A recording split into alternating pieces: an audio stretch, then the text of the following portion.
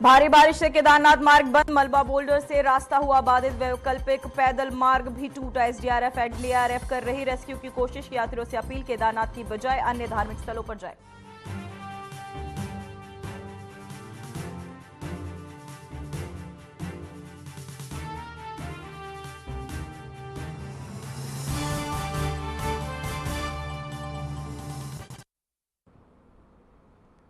नमस्कार, मैं हूं पूजा सिंह और आप देख रहे हैं हमारा अपना उत्तराखंड का ये खास बुलेटिन। चलिए बुलेटिन की शुरुआत करेंगे आज की कुछ खास बड़ी खबरों के साथ। देहरादून में उत्तराखंड के राज्यपाल गुरमीत सिंह की अध्यक्षता में भविष्य के लिए तैयार स्कूलों के निर्माण विषय पर भी आप साझेदारी कार्यक्रम आयोजित किया गया। इस कार्यक्रम में कॉर्पोरेट सोशल और रिस्पॉन्सिबिलिटी फंड के तहत हुआ है। वहीं राज्यपाल ने इसे एक ऐतिहासिक पहल बताया और कहा कि उत्तराखंड के सभी उद्योगपतियों और सीएसआर के माध्यम से राज्य के स्कूलों के विकास से जोड़ा गया। वहीं इस प्रयास से स्कूलों के स्तर को ऊंचा उठाने की, विद्यालयों को बेहतर शैक्षणिक वातावरण देने की दिशा में एक बड़ा कदम माना जा रहा है। आभार प्रकट करना चाहता हूं कि उन्होंने इतनी सुंदर सोच और इतनी अभिनव पहल की है, जिससे हमारे जितने भी उद्योगपति हैं उनको एक अवसर मिल रहा है कि किस प्रकार से वो स्कूल के अंदर में उनके जो स्टैंडर्ड हैं, उनकी जो कंडीशंस हैं, उसको किस प्रकार से ऊपर लेके जाए। हमारे सामने में 21st सेंचुरी के एजुकेशन की चुनौतियां हैं। हमारे सामने में आने वाले समय में हम किस प्रकार अपनी अमृत पीढ़ी, अपने बच्चों को स्कूल के अंदर में एक बहुत ही सुंदर शिक्षा दे सके। तो वहीं देहरादून से सीएम पुष्कर सिंह धामी ने राज्य सचिवालय में टिहरी लोकसभा क्षेत्र के विधायकों के साथ एक अहम समीक्षा बैठक की है। इस बैठक में क्षेत्र में चल रहे विकास कार्यों और योजनाओं की प्रगति पर भी मंथन हुआ। मुख्यमंत्री ने अधिकारियों को निर्देश दिए हैं कि जमीन पर अक्सर देखने वाले काम तेजी से पूरे हों और जनप्रतिनिधियों को फीडबैक को भी प्राथमिकता दी जाए। साथ ही उन्होंने कहा कि जनप्रतिनिधियों के फील्ड से मिलने वाली राय अधिकारियों तक सीधे पहुंचे, साथ ही जिससे योजनाओं की वास्तविक प्रगति का मूल्यांकन हो सके। वहीं सीएम ने यह भी कहा कि यदि कहीं संवेदनहीनता की स्थिति है तो उसे तत्काल दुरुस्त किया जाए। धामी ने अफसरों से कहा कि प्रभावी क्रियान्वयन की शासन से अपील की असली पहचान की जाएगी।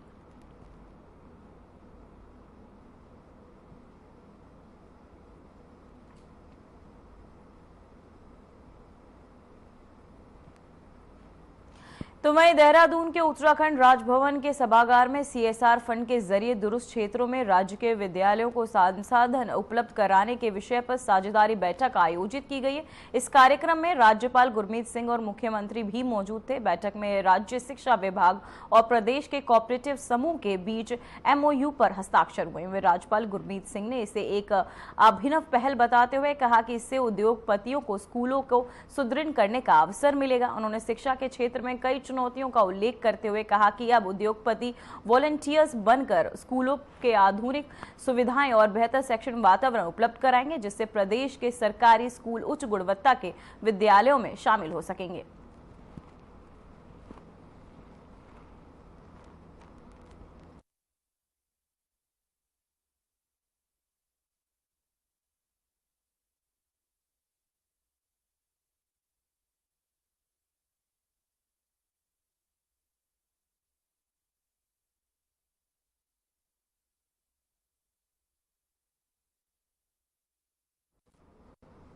तो वहीं खबर अल्मोड़ा से, जहां हेमवती नंदन बहुगुणा स्पोर्ट्स स्टेडियम में खेल मंत्री रेखा आर्या ने 24वीं उत्तराखंड स्टेट जूनियर और सीनियर बैडमिंटन चैंपियनशिप 2025 का उद्घाटन किया। वहीं प्रतियोगिता में 350 खिलाड़ी भाग ले रहे हैं। उद्घाटन के दौरान मंत्री ने कहा कि खेलों को लेकर समाज में सकारात्मक बदलाव आया है।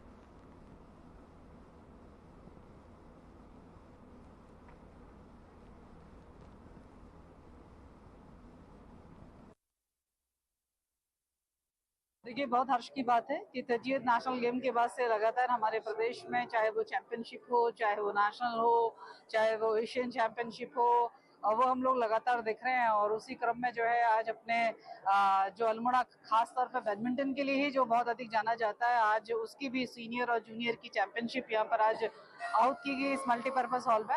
जो कि मैं समझती हूँ कि पूरे प्रदेश भर से आए हमारे खिलाड़ी बच्चों के लिए बहुत ही प्रोत्साहन का काम करेगा। और मेरी बहुत शुभकामनाएं हैं। आज इसे शुभारंभ करने का मुझे शुभ अवसर मिला है, इसके लिए मैं पूरे एसोसिएशन का बहुत धन्यवाद करती हूँ। निश्चित रूप से इस प्रकार की प्रतियोगिताएं आने वाले समय में नेशनल की भी तैयारी कराती हैं, आने वाले समय में इंटरनेशनल की भी तैयारी कराती है। मैं समस्त खिलाड़ी गणों को बहुत शुभकामनाएं देती हूँ। तो वहीं उत्तराखंड में त्रिस्तरीय पंचायत चुनाव की मतगणना के लिए राज्य निर्वाचन आयोग ने सभी तैयारियां पूरी कर ली है। वहीं 31 जुलाई को सुबह 8 बजे से मतगणना शुरू होगी। इस कार्य में 15,024 कार्मिक जुटेंगे, वहीं जबकि 8,926 सुरक्षा जवानों की तैनाती की गई है। वहीं मतगणना राज्य में 12 जिलों के 89 विकास खंडों में की जाएगी। हरिद्वार को छोड़कर जहां 24 और 28 जुलाई को मतदान हुआ था, कुल 34,151 उम्मीदवार चुनावी मैदान में। वहीं 10,915 पदों के लिए परिणाम घोषित किए जाएंगे। वहीं आयोग ने पारदर्शिता और निष्पक्षता के साथ मतगणना कराने का भरोसा भी जताया। सभी मतगणना केंद्रों पर सुरक्षा के कड़े इंतजाम, बैरिगेटिंग और अनुभवी अधिकारियों की निगरानी में कार्य होगा।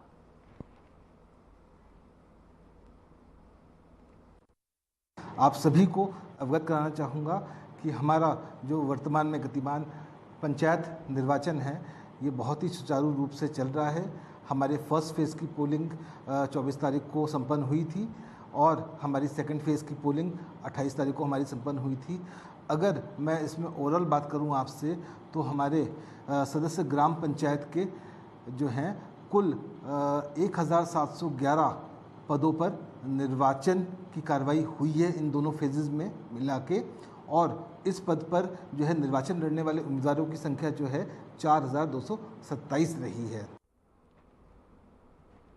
तो वही खबर देहरादून से, जहां त्रिस्तरीय पंचायत चुनाव 2025 के मतपेटियों की सुरक्षा को सुनिश्चित करने के लिए पुलिस अधिकारियों ने स्ट्रांग रूम, आपको बताते चले कि स्ट्रांग रूम और मतगणना स्थलों का मौके पर ही जाकर निरीक्षण किया। साथ ही सुरक्षा बल को अलर्ट रहने और माननीय निर्वाचन आयोग के तहत जारी आदेशों की कड़ाई से पालन करने के भी निर्देश दिए हैं।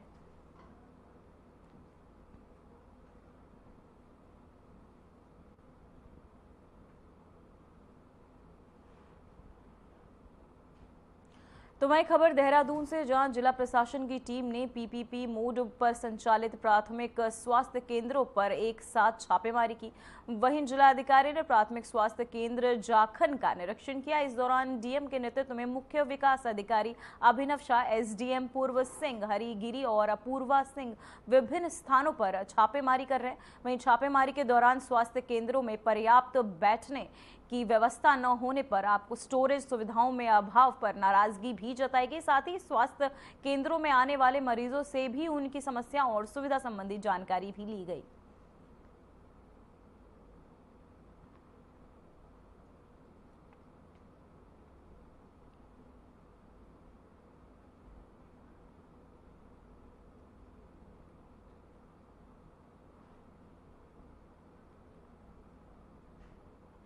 तो वहीं खबर अल्मोड़ा से है, जहां स्कूली बच्चों की सुरक्षा को खतरे में डालते हुए बोलेरो ने 20 बच्चों को ले जाने वाले ड्राइवर के खिलाफ पुलिस ने सख्त कदम उठाया है। वहीं पुलिस ने वाहन को सीज कर दिया है और ड्राइवर से लाइसेंस भी रद्द करने की प्रक्रिया को शुरू कर दिया गया है। वहीं बच्चों को दूसरी बस से सुरक्षित उनके घर भेजा गया।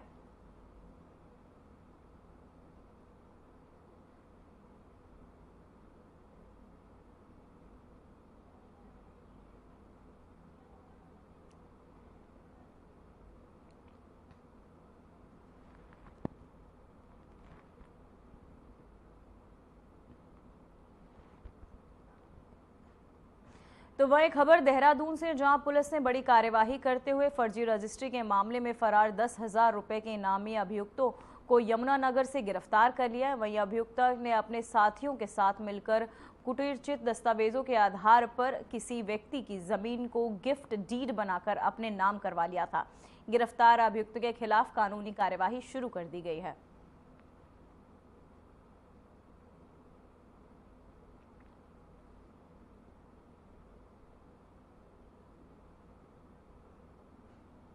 तो वहीं खबर पिथौरागढ़ से, जहां जिले में हुए पंचायत चुनाव में आयोग की नियमावली के विपरीत महिला कार्मिक की ड्यूटी लगाए जाने को लेकर राज्य निर्वाचन आयोग से शिकायत की गई है।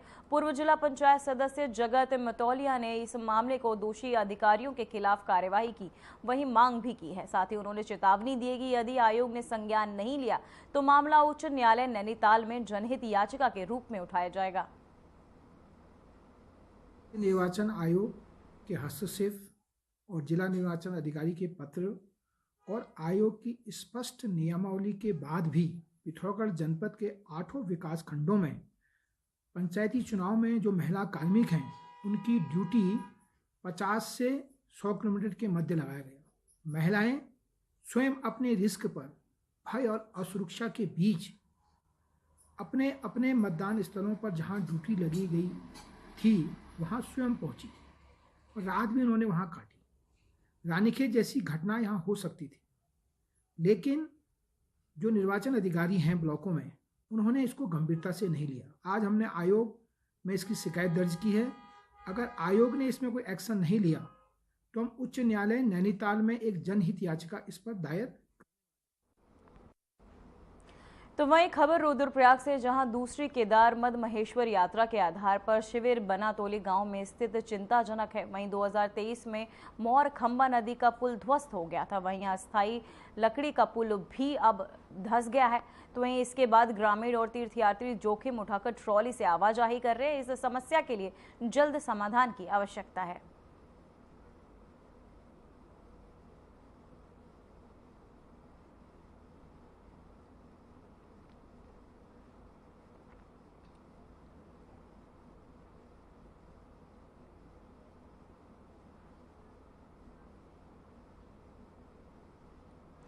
तो वही खबर गोंडा से, जहां ट्रैक पर मोरखंडा नदी का अस्थायी लकड़ी का पुल तेज बहाव के कारण टूट गया है। इस वजह से स्थानीय लोग और तीर्थयात्री अब रस्सी से जुड़ी ट्रॉली से खतरनाक स्थिति में नदी पार कर रहे हैं। यह स्थिति आधुनिक युग के दावे के बावजूद सुरक्षा और बुनियादी ढांचे की गंभीर कमी को दिखाती है।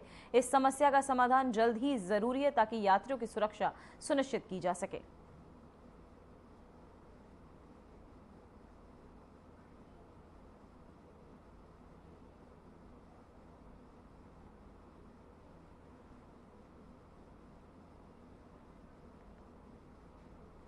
तो वही खबर रुद्रप्रयाग से, जहां केदार मंदिर समिति के अध्यक्ष हेमंत द्विवेदी ने सोनप्रयाग के निकट भूस्खलन प्रभावित केदारनाथ मार्ग पर स्थलीय निरीक्षण किया।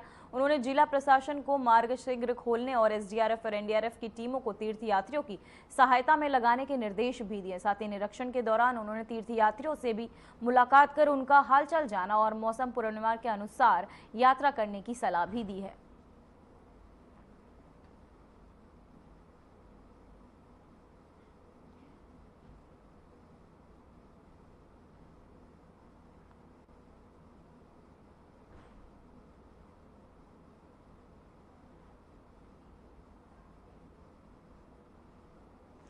तो वहीं उत्तराखंड की स्वास्थ्य व्यवस्था की बदहाली एक बार फिर सामने आई है। वहीं गंभीर हालत में मासूम बच्ची को परिजन इलाज के लिए 5 अलग अलग अस्पतालों में ले गए, लेकिन हर जगह उसे रेफर कर दिया गया। समय पर इलाज न मिलने की वजह से आखिरकार बच्ची ने दम तोड़ दिया। ये मामला तब और गंभीर हो गया जब सेना के जवान दिनेश चंद्र जोशी, जो मासूम के परिजन है, अपनी व्यथा लेकर मीडिया के सामने आए।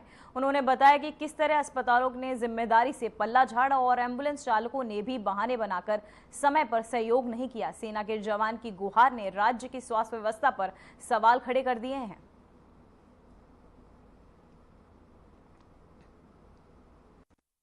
लगातार 2-3 दिन से जो बारिश हो रही और अगले भी 4-5 दिन तक रुद्रप्रयाग जिले में येलो अलर्ट है, जिसके कारण मुनकटिया क्षेत्र जो है केदारनाथ पैदल रूट के जस्ट पहले वहाँ पे लगभग 50 से 70 मीटर का रोड जो है वो पूर्णतः बाधित हो चुका है। और चूंकि लैंडस्लाइडिंग की मात्रा ज़्यादा है तो हमें आशंका है लगभग 2 से 3 दिन इसमें खुलने में लगेंगे। जो उस पैच का मार्ग है वो चलने लायक भी नहीं है। नॉर्मली हम लोग जब भी इस स्थिति में गाड़ियों को रोक के पैदल मार्ग से यात्री भेजते थे, पर जो पैदल मार्ग अल्टरनेट था वो भी बह जाने के कारण कोई भी मार्ग अभी गौरीकुंड जाने के लिए अवेलेबल नहीं है। तो मेरी सारी यात्रियों से निवेदन है कि अगले 2-3 दिन तक केदारनाथ की तरफ अगर आपकी यात्रा का प्लानिंग हो तो किसी अन्य धार्मिक स्थल की यात्रा पूर्ण कर ले अगले 2-3 दिन तक मार्ग खुलने तक ये रोड बंद रहेगा। जैसे ही खुलेगा हम आपको फिर से रुद्रप्रयाग पुलिस की सोशल मीडिया साइट से आपको सूचित करेंगे। और बच्चा जो बीमार हुआ था, बीमार होने के जो ग्वालदम से उसको बैजनाथ के लिए ट्रांसफर किया गया, बैजनाथ से ट्रांसफर किया गया, उसको थोड़ी बहुत ट्रीटमेंट के बाद उसको बागेश्वर डिस्ट्रिक्ट हॉस्पिटल के लिए ट्रांसफर किया गया। तो वहां पे जाने के बाद जैसे वो 6 बजे के समथिंग वो बागेश्वर डिस्ट्रिक्ट हॉस्पिटल में पहुंचा था, तो वहां पे उसका थोड़ी बहुत ट्रीटमेंट चला था। लेकिन वहां पे भी जब उन्होंने बताया कि ये बच्चा जो है सीरियस होता जा रहा है, तो इसको जो है हम अल्मोड़ा के लिए ट्रांसफर करते हैं, वहां इसका ट्रीटमेंट होगा आगे के लिए, क्योंकि ऑलरेडी 2 हॉस्पिटल पहले ट्रांसफर हो चुका था।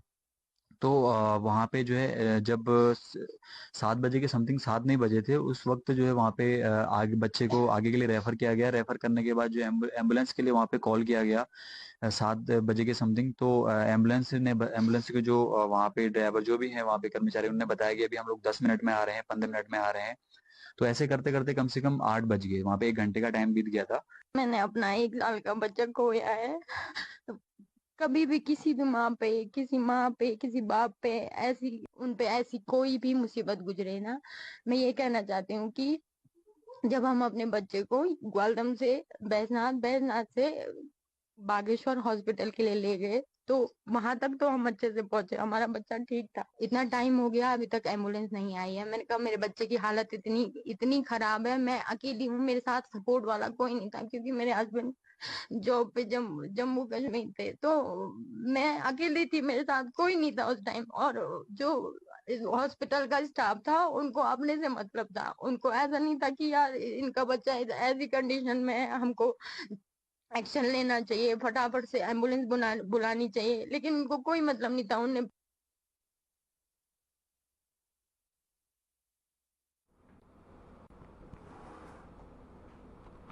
खबर रुद्रप्रयाग से, जहां भारी बारिश के कारण मुनिकेटा में क्षेत्र में सड़क में बोल्डर का मलबा आने से केदारनाथ मार्ग पूरी तरह बंद हो गया। सड़क पूरी तरह क्षतिग्रस्त हो गई और पैदल वैकल्पिक मार्ग भी टूट चुका है। तो वहीं यात्रियों से अपील की गई है कि इस दौरान अन्य धार्मिक स्थलों की यात्रा करें। फंसे यात्रियों को निकालने के लिए एसडीआरएफ एनडीआरएफ की टीमें वैकल्पिक पैदल मार्ग तलाश रही हैं।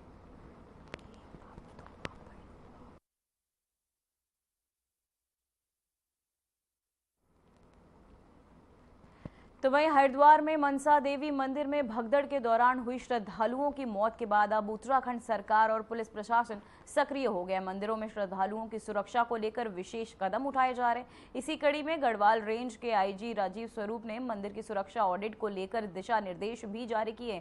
आईजी राजीव स्वरूप ने बताया कि गढ़वाल परिक्षेत्र में सभी जिलों में पुलिस के जनपद प्रभारियों को निर्देशित किया गया है कि वे अपने अपने क्षेत्रों में भीड़ भाड़ वाले मंदिरों की पहचान करें और वहां प्रत्येक 15 दिन में सुरक्षा ऑडिट अनिवार्य रूप से कराई जाए।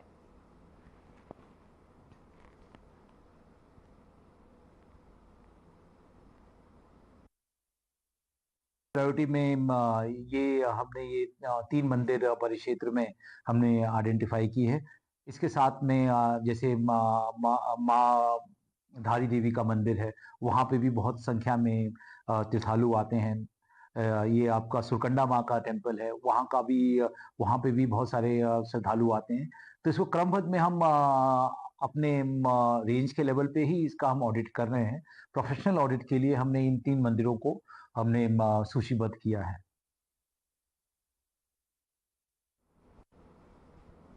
तो वहीं अल्मोड़ा जिले के भतोरघाट क्षेत्र में एक दुर्घटना की दुखद खबर सामने आई है, जहां 30 जुलाई को एक टेम्पो ट्रैवलर गहरी खाई में दुर्घटनाग्रस्त हो गई। वहीं हादसे की सूचना मिलने पर एसडीआरएफ की टीम तत्काल रेस्क्यू के लिए मौके पर रवाना हुई। वहीं वाहन में 2 लोग सवार थे, जिनमें से एक व्यक्ति की मौके पर ही मौत हो गई। इनमें से एक व्यक्ति को स्थानीय लोगों और जिला पुलिस के तहत घायल अवस्था में रेस्क्यू कर अस्पताल पहुंचाया गया है।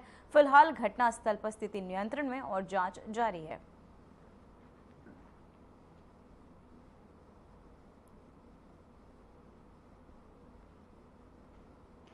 तो वहीं हरिद्वार में मनसा देवी मंदिर में हाल ही में हुए हादसे के बाद प्रशासन ने तीर्थ नगरी की व्यवस्था सुधारने के लिए सख्त रुख अपना लिया है। डीएम मयूर दीक्षित की अगुवाई में चंडी मंदिर मार्ग पर अतिक्रमण हटाने का अभियान शुरू कर दिया गया है। मंदिर के रास्तों पर कब्जा जमाए प्रसाद विक्रेताओं पर श्यामपुर पुलिस ने कार्यवाही करते हुए जबरन रास्ता खाली करवाया। साथ ही अतिक्रमण की पहचान के बाद महिला समेत 5 लोगों पर मुकदमा दर्ज कर लिया गया है।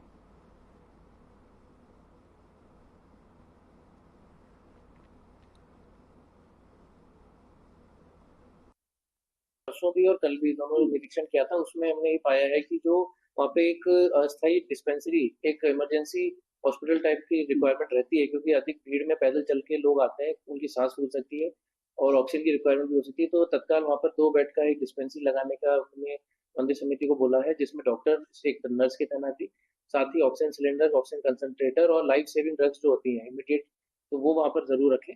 और इसके लिए जितने भी रोड तक वो आ जाए, इसके लिए जगह जगह जो गाड़ियां खड़ी रहती थी उसको भी वहां से हटाने को बोल दिया गया है। सभी दुकानें जो पैदल मार्ग पे थी, वलियो टेम्परेरी या जैसे भी, उन सबको भी हटा दिया गया है। इसके साथ ही चंडी देवी मंदिर, क्योंकि उसकी पैदल मार्ग की दूरी ज्यादा अधिक है, केबल कार की दूरी भी ज्यादा अधिक है, वहां पर भी एक कल बैठक की गई। आज दोनों जगह अपर जिलाधिकारी प्रशासन और वित्त की अध्यक्षता में एक बैठक की जा रही है। उनको भी बता दिया गया है कि वो श्रद्धालुओं को फोकस रख के क्या क्या बेटर कर सकते हैं, उसके लिए आप निर्णय।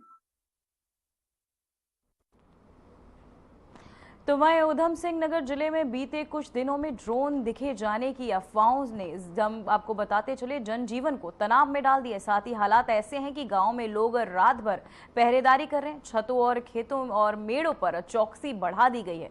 डर इस कदर है कि मोहल्ले में हर परछाई शक की निगाह से देखी जा रही है। कुछ जगहों पर अफवाहों के चलते भीड़ ने अज्ञात व्यक्तियों को घेर लिया और मारपीट तक की नौबत आ गई। वहीं बच्चों को बाहर न जाने की हिदायत दी जा रही है।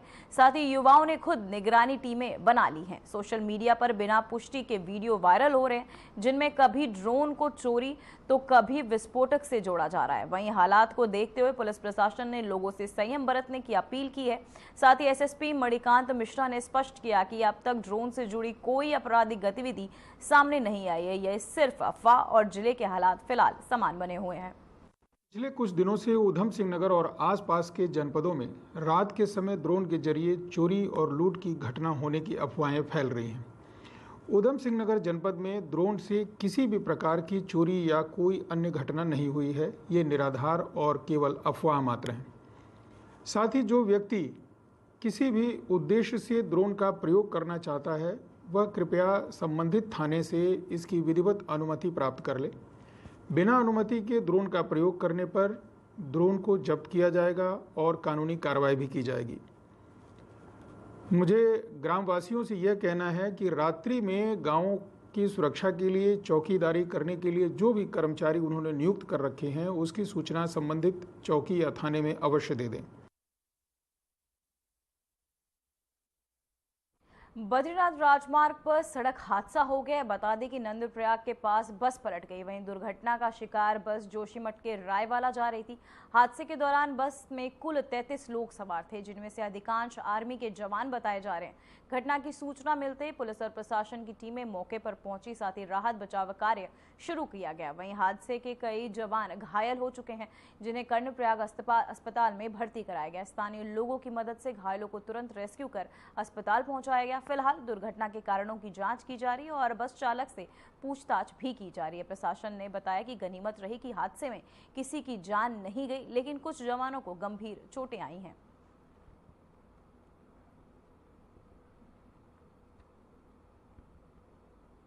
जोशीमठ से चली थी। लगभग इसमें 31 आर्मी के जवान थे जो कि रायवाला जा रही थी और सुबह करीब 8 बजे सोनला के पास बैंड पर अनियंत्रित होकर के गिर गई। इसमें कुछ लोग घायल हो गए, बाकी कुछ सही हैं। घायलों को उपचार के लिए 108 एम्बुलेंस से और अन्य वाहनों से राजकीय अस्पताल कर्णप्रयाग भिजवाया गया है। बाकी कोई ऐसी कैजुअल्टी नहीं है, सब स्वस्थ हैं। चोटें आई हैं, उनका इलाज चल रहा है और रेस्क्यू कार्य भी जारी है। तो वहीं ऋषिकेश के आरटीओ ऑफिस के पास देर रात तक दर्दनाक सड़क हादसा हुआ। करीब रात के 2 बजे एक ट्रक और ट्रोले के बीच में भीषण टक्कर हो गई, जिसके बाद ट्रोले में आग लग गई। वहीं हादसे में ट्रोला और बोरिंग मशीन वाले ट्रक में चालकों की जमकर आपको बताते चले चालकों की जलकर मौत हो गई। वहीं घटना की जानकारी मिलते ही एसडीआरएफ डालवाला पोस्ट की team head constable Arjun Pawar के नेतृत्व में मौके पर पहुंची। साथ ही स्थानीय पुलिस और फायर सर्विस की टीम भी राहत और बचाव कार्य में जुट गई है। वहीं ट्रक में फंसे एक अन्य घायल व्यक्ति को एसडीआरएफ और पुलिस ने रेस्क्यू कर अस्पताल पहुंचाया। वहीं फायर सर्विस ने आग पर काबू पाया और एसडीआरएफ ने दोनों मृतकों के शव बाहर निकालकर जिला पुलिस को सौंप दिए हैं।